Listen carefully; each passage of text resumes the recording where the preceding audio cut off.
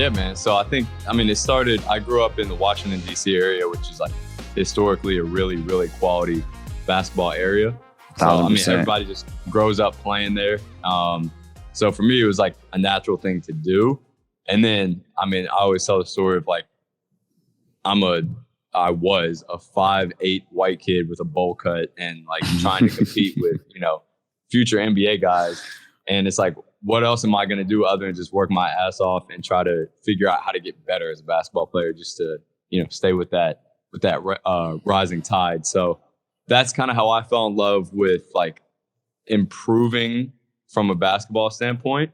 And then that led me into like, okay, if I can do this for myself and see results in myself, maybe I can help other people with that. So just like other of my teammates started coming in, I would put them through drills. They were terrible, but they were better than nothing. And then, bit by bit, more and more people started to show up. I'd get reached out to by other people in the area. And this was when I was like 16, 17.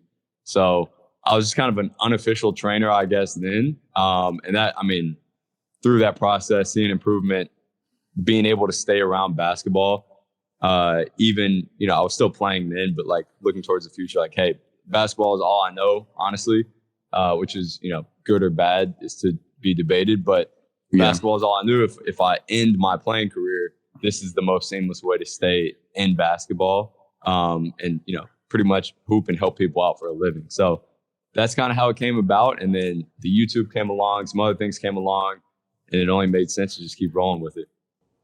Yeah, and your YouTube, if I'm not mistaken, your most like viewed videos are your like in-depth analysis, correct?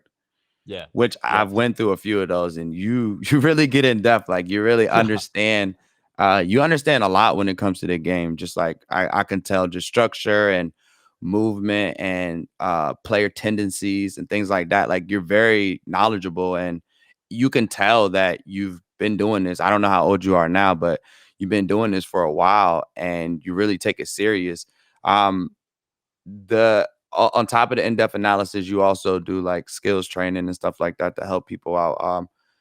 Did you find it difficult kind of like starting up that? Did you have early success with the YouTube stuff, or was it kind of a building process? I know I'm a content creator and I've been doing this for a while, and I understand like sometimes people get lucky and like they hit off the rip, and some people kind of have to build for a few years. A lot of people think like stuff's overnight. And we're like, nah, dude, like we've been doing this for 10 years. You just found out about me overnight. So was that like a tough transition? Yeah, so at first it started off just as like a hobby. Like I was still playing. So I was just doing like little film breakdowns, trying to notice players' tendencies and apply that to myself. And, I would edit the video. It was terrible editing, but I would get it done just so I could watch it. And then I'll put it on YouTube just to be like, all right, here's like a database of, videos that I've created to essentially help myself.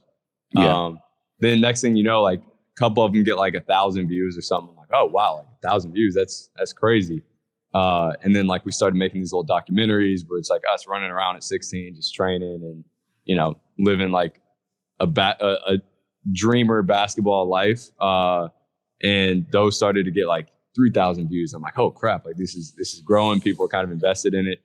And then I kept going with it. I tried to get better at the editing side of things and study like, how to actually communicate these things. And the next thing you know, it's 5,000 views, 7,000 views, 10,000 views. And it's like, wow, this is like actually growing. I didn't even really mean for it to grow like that. So then I'm in a point where I'm like, okay, the worst thing that I'm always scared of is that like my platform exceeds my knowledge, because I don't want to have a huge platform and then give out terrible knowledge, because it's just exactly like, that's how you spread bad knowledge to people. So yeah, that's when I really had to lock in on like making sure I knew what I'm talking about for the next couple of years. But it started to grow really fast, and I think partially because I really haven't seen, and there very well could have been plenty of this beforehand, but I didn't really see any like player breakdowns before. I just randomly threw those up on YouTube.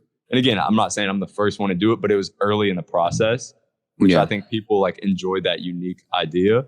And then my goal was always just to bring new ideas to the table in an industry that I felt like was kind of stagnant. So, that first like growth process was actually faster than most. And it was just lucky, but that was 6 years ago. And now, like you said, it's like it's a bit by bit growth process to like, okay, where do we go from here? Let's make sure that we're still pushing and not just satisfied with like a quick growth at first.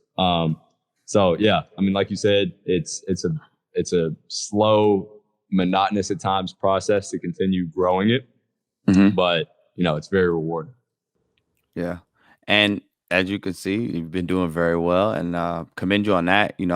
Keep grinding. I know it's tough from one content creator to another, YouTuber to another. It's super tough out here for us. Especially I think it's a little tougher once you get to that point.